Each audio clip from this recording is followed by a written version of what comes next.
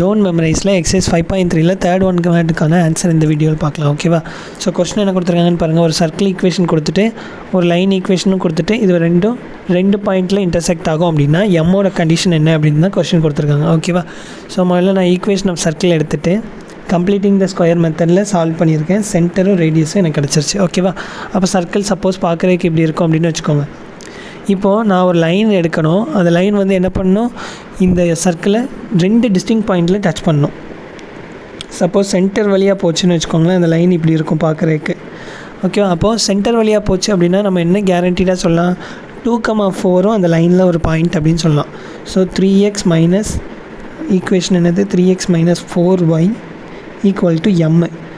therefore m is equal to 3 times இது xன்னு எடுத்துக்கோங்க, இதை yன்னு எடுத்துக்கோங்க. 3 times 2 minus 4 times 4, therefore m is equal to 6 minus 16 minus 10. ஓகேவா? So m is equal to minus 10. இப்போது 2 possibility இருக்குது இல்லையா சர்க்கிள். ஒன்று இப்படி சென்டர் வழியாக பாஸ் ஆகி டச் பண்ணலாம், இல்லை சென்டரை தொடாமலே டச் பண்ணலாம். ஸோ எம்முக்கு நிறைய கண்டிஷன் இருக்குது.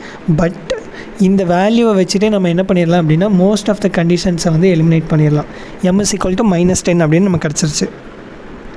இப்போது -10 உள்ளே இருக்க மாதிரி குவாட்ரண்ட் என்னலாம் இருக்குதுன்னு பாருங்கள். இந்த வேல்யூக்குள்ளே -10 வராது. ஸோ ஆப்ஷன் 1 தப்பு.